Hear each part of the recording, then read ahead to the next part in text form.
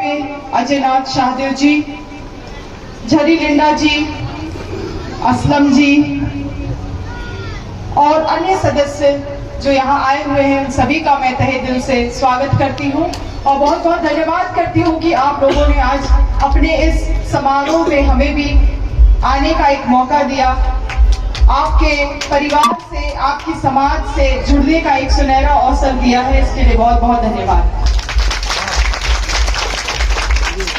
इस तरह का जो कहीं पे भी नया कमेटी होता है, कमेटी का अपना ही एक महत्व होता है किसी भी समाज में। जितनी सारी भी हमारी तकलीफें होती हैं, समस्याएं होती हैं, इनको ये कमेटी अच्छी तरीके से समझते हैं और उसका सेवा कर रहे हैं। इसकी दाद देना चाहती हूँ मैं और चाहूंगी कि इन सदस्य के लिए एक जोरदार ताली हो जाए। ही मेरा धर्म है। जितना आसान इस बात को बोलना होता है, उतना ही मुश्किल, उतना ही कठिन इसको अपने जीवन में, अपने समाज में और अपने लोगों के साथ पालन करने के लिए उतना ही कठिन बात होता है। ये कहने के लिए आसान होता है कि दयालुता ही मेरा धर्म है, मगर जब दयालुता दिखाना पड़ता है, खास करके ऐसे समाज के लिए जो पिछड़ा समाज है, उसके लिए दयालुता दिखाना कोई आसान बात नहीं होता है, वो भी खास करके निस्वार्थ भाव से। आप लोगों की काफी सारी समस्याएं हैं और बाबा बहुत बंधुतिकी जी, आप लोग से बहुत पुराना रिश्ता रहा है उनका। बहुत लोग का एक समय के बाद उनके साथ एक पारिवारिक रिश्ता भी है।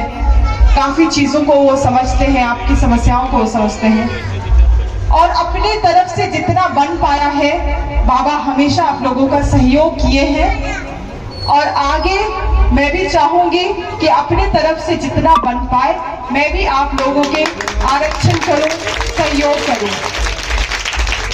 अगर आप लोगों ने विधानसभा में मेरा मेडन स्पीच देखा होगा, तो मैं एक चीज उसमें आप लोगों के लिए मैंने रखा था कि झारखंड राज्य में अल्पसंख्याओं के लिए जो फंड आधारित किया गया है, वो मात्र 70 करोड़ रुपए है।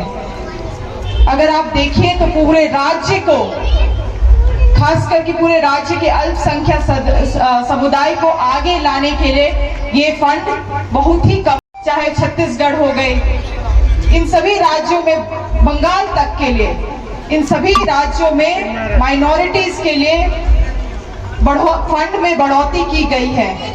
तो अगर हमारे सरकार को, हमारे राज्य को इस समुदाय को आगे लेके जाना है, इनकी समस्याओं को हल करना है, तो पहली बात तो जो इनके हक का जो फंड है, उसको हमें इन्हें देना पड़ेगा।